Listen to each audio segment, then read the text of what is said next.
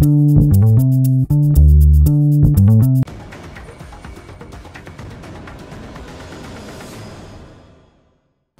Justiça Eleitoral intensifica preparativos para o dia da eleição, entre os quais o treinamento de mesários e o armazenamento de dados na urna eletrônica, que é chamado de cargas de urna.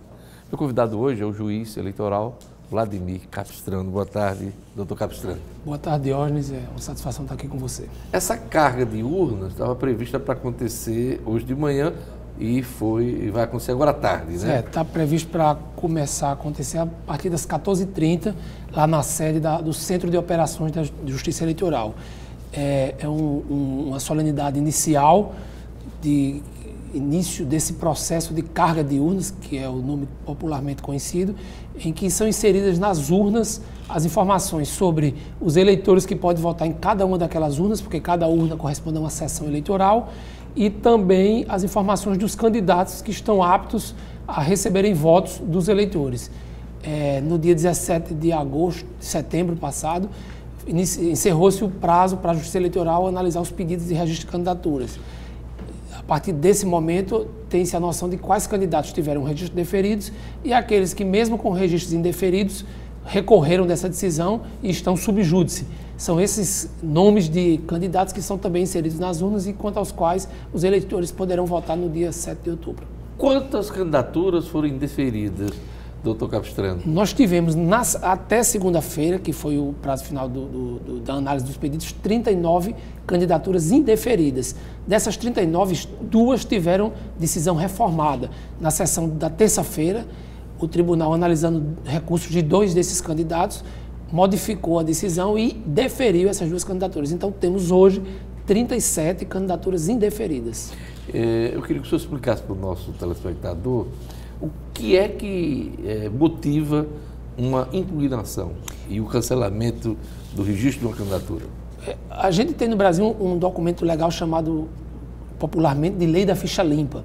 Esse daí é o documento legal que mais fundamenta pedidos de impugnação. Impugnar o registro de uma candidatura é o candidato, o eleitor se propõe a ser candidato, se apresenta à Justiça Eleitoral e algum interessado ou o Ministério Público vai até a Justiça Eleitoral e diz: olha, este eleitor não pode ser candidato por tal razão. E aponta uma daquelas razões que impedem o exercício da candidatura. Por exemplo, uma dupla filiação partidária, ou ter se filiado fora do prazo. Ou mesmo daquelas causas da Lei da Ficha Limpa, como, por exemplo, uma condenação criminal, uma desaprovação de contas de quando esse eleitor foi gestor público. Essa é uma das causas de inelegibilidade. No caso aqui do Rio Grande do Norte, dessas 37 candidaturas que tiveram o registro indeferido, apenas 2 foram por razões da Lei da Ficha Limpa propriamente dita. Um dos candidatos teve as suas contas de prefeito desaprovadas e um outro candidato teve o seu mandato de vereador cassado, o mandato das eleições de 2016. Então, esses aí estavam enquadrados naquelas hipóteses da Lei da Ficha Limpa. Os outros 35 deferimentos, eles decorreram por aspectos formais das candidaturas.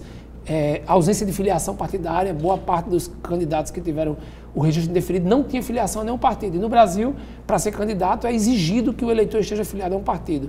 Alguns deles não tinham quitação eleitoral, porque quando foram candidatos em eleições anteriores não apresentaram prestação de contas. Isso daí retira a quitação eleitoral do eleitor e ele, portanto, não pode ser candidato. E também alguns deles eram servidores públicos que não se afastaram do serviço público no tempo adequado, até 3 meses antes das eleições. Então, tivemos majoritariamente essas 3 causas: a ausência de quitação eleitoral por não prestação de contas, não filiação partidária ou servidores públicos que não saíram do cargo no tempo próprio. Numa das causas, que é a desaprovação de contas, quando aquela pessoa ocupou o cargo público, pesa muito aquela lista do Tribunal de Contas do Estado. Quando ela é divulgada, ela tem um peso político forte sobre os pretensos candidatos. E um número muito grande de pessoas ali que são listadas. Por que na hora do deferimento da candidatura, poucos caem nela? Porque aí, Diógenes, e isso a gente pode até apontar como um amadurecimento do nosso processo político, os partidos tiveram um cuidado de só indicarem candidatos pessoas que não estavam incidindo, por exemplo, nesta lista. Então, o filtro é antes, inclusive, das convenções partidárias. Exatamente. Os partidos tiveram muito mais cuidado nessa eleição. Sim. É tanto que tivemos poucas impugnações referentes a esse tema, desaprovação de contas pelos tribunais de contas. Isso é um avanço. Um avanço significativo no amadurecimento dos partidos políticos.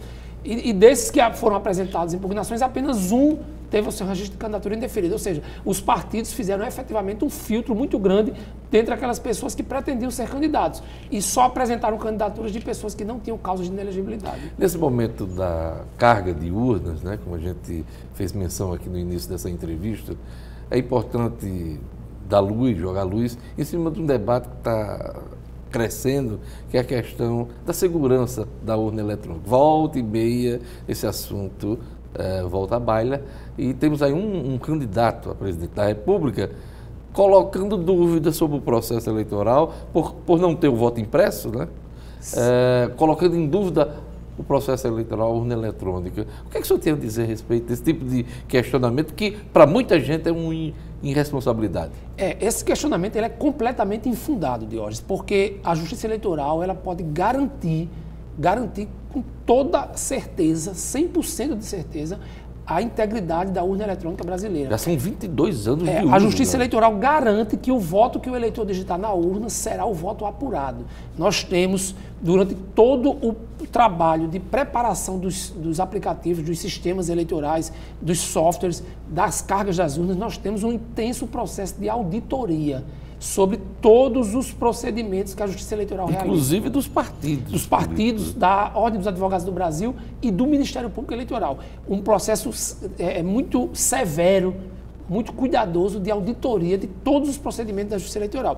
Então, a Justiça Eleitoral garante a confiabilidade e a integridade das urnas. Mas o que o senhor acha desse discurso? Ele não é perigoso, perigoso para a democracia? Muito perigoso e é um discurso irresponsável. A ministra Rosa Weber, que é a presidente do Tribunal Superior Eleitoral, o ministro Dias Toffoli, que já foi presidente do Tribunal do TSE e agora é do STF. Né? Eles, inclusive, foram para a imprensa refutar com muita veemência esse tipo de afirmação, porque ela é irresponsável com o processo democrático e eleitoral brasileiro, já que a Justiça Eleitoral consegue sim garantir a efetividade da segurança das urnas. E o ministro Dias Toffoli ele foi muito feliz quando ele afirmou que este mesmo candidato, que agora, nesse momento, coloca em dúvida a segurança da urna brasileira, ele já foi eleito diversas vezes com essas urnas eletrônicas e nunca colocou em xeque a segurança do voto, a segurança da urna. Ou seja, a própria eleição na própria dele, eleição né? dele. Então, isso é, inclusive, incoerente. Nós estamos falando do candidato Jair Bolsonaro do PSL. Além de irresponsável da parte do candidato, é incoerente, já que ele se elegeu por diversas vezes, inclusive na eleição de 2014, como o deputado federal mais votado do estado do Rio de Janeiro e nunca colocou em dúvida a segurança e a integridade da urna eletrônica. Infelizmente, esse discurso, a cada eleição é renovado, irresponsavelmente renovado. E eu quero lembrar a todo mundo, Diógenes, que nas eleições de 2014, nós tivemos esse mesmo argumento por parte do candidato que perdeu as eleições. O questionamento foi no dia seguinte, da eleição. E a Justiça Eleitoral disponibilizou para o partido ao qual o candidato era afiliado todos os sistemas eleitorais, todos os dados das urnas. O partido passou mais de um ano fazendo auditorias e, no final, afirmou que não havia como indicar nenhum tipo de fraude naquelas urnas no resultado daquela eleição. Ou seja, os partidos políticos estão presentes em todos os procedimentos, tanto de formatação dessas urnas, desses programas que são inseridos nas urnas, e também no processo de votação e de apuração, e os próprios partidos apontam a segurança da urna eletrônica. Falar em possibilidade de fraude de urna eletrônica brasileira é uma irresponsabilidade, é uma inconsequência e que não tem nenhuma ressonância nos fatos concretos de 22 anos de experiência da utilização da urna eletrônica. Eu não sei se tu tem esse número aqui. Qual é o número de urnas aqui no Rio Grande do Norte, Diógenes? São 9.000 e poucas urnas, porque são 7.676 sessões eleitorais, uma urna para cada sessão, mas temos as urnas de reserva que são utilizadas no caso de alguma pane elétrica naquela urna que está sendo utilizada. Esse processo de carga de informações nas urnas se completa quando? Dia 28 de setembro. Ele se inicia hoje com as sessões eleitorais de Natal e no período de 23 a 28 de setembro as sessões eleitorais do interior. É importante destacar que nas sessões do interior do Estado, nas zonas eleitorais do interior do Estado, a carga das urnas é feita própria zona eleitoral, do local da zona. Então as urnas são destinadas para aquele local, os técnicos da Justiça Eleitoral também vão ao local e fazem a carga de cada zona eleitoral. Os mesários já foram treinados ou estão em fase de treinamento? Estamos nessa fase de treinamento. Ontem encerramos a terceira zona eleitoral, que é a maior zona eleitoral do estado, mas estamos na fase de treinamento desses mesários, previsto para terminar nesta semana. Esse daí é um processo que assim, já é conhecido, a cada eleição realizamos. O número de pessoas que trabalham, as pessoas que trabalham nas eleições, elas não são trocadas totalmente a cada eleição. As pessoas trabalham na eleição, trabalham na seguinte. E muitas gostam de trabalhar neste dia cívico. Temos, né? Inclusive, Diógenes, um programa muito interessante no TRE, que é o mesário voluntário, e muitas pessoas se apresentam voluntariamente para serem mesários. Bacana. É um processo... Muitas não querem trabalhar. Muitas não querem. Tem muita gente que gosta. Tem né? gente que gosta que se apresenta voluntariamente. É um trabalho de cidadania, porque está contribuindo para a consolidação do processo eleitoral brasileiro. Nesse momento final da nossa entrevista, eu queria saber do senhor o uso do Pardal, que é o aplicativo para fazer denúncias, fiscalizar a eleição aí, nesse período aí de muita movimentação dos políticos e dos partidos. Como é que está o uso do Pardal? O Pardal está em pleno funcionamento. Desde o início do processo eleitoral, ali no começo de 15 de agosto, que ele foi atualizado pelo TSE, está disponibilizado nos smartphones e o tribunal tem recebido denúncias, tem encaminhado para os órgãos competentes. Quando um eleitor ou qualquer pessoa efetua uma denúncia no Pardal, essa denúncia é recebida pela ouvidoria do Tribunal Regional Eleitoral e imediatamente encaminhada para o órgão competente. Se for atinente a uma propaganda irregular, vai para o juiz da zona eleitoral em que aquela propaganda irregular está sendo realizada, para que o juiz inicialmente faça os procedimentos de inibição dessa propaganda eleitoral, ou então para o Ministério Público Eleitoral, se reportar a compra de voto, a propaganda irregular que possa ser penalizada com multa. E vale foto, vale áudio? Vale foto, vale áudio, vale vídeo.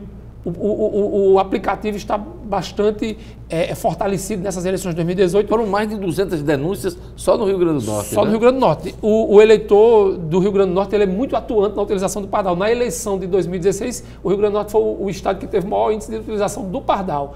E esperamos que o eleitor continue atento e, vendo propaganda irregular, vendo compra de voto, vendo abuso de poder político, imediatamente denuncie através do Pardal, que ele pode ter certeza que as providências serão adotadas pela Justiça Eleitoral. Com relação às redes sociais, muita expectativa em torno de crimes, fake news. Como é que está essa história aqui no Rio Grande do Norte? Tivemos uma expectativa realmente forte antes do período eleitoral, mas até agora, pelo menos, temos um comportamento bastante tranquilo por parte dos eleitores, por parte dos candidatos. Tivemos, em alguns momentos, algumas representações contra postagens que foram realizadas, mas a Justiça Eleitoral atuou na medida em que devia atuar, sem comprometer a liberdade de expressão, a liberdade de opinião, a liberdade de imprensa. E nada grave? Nada grave. Só candidatos se sentindo incomodados com alguma crítica mais severa, mas a Justiça Eleitoral soube atuar quando precisava retirar postagens que precisavam ser tiradas do ar, mas deixou o debate democrático fluir. É isso aí. Eu queria agradecer a presença aqui no nosso estúdio do juiz Vladimir Capistrano, que é juiz eleitoral e que está diretamente ligado a todo esse processo que realmente envolve um exército de gente, exército de pessoas até as eleições. Obrigado pela Nós é que agradecemos, Jorge, sempre à disposição. É isso aí. O RN Acontece está ficando por aqui. Obrigado pela audiência. Siga com a programação da Band Natal. A seguir, o Boa Tarde Cidadão com Robson Carvalho. A reprise do nosso programa você acompanha no portal nominuto.com. O RN Acontece, volta amanhã, até lá.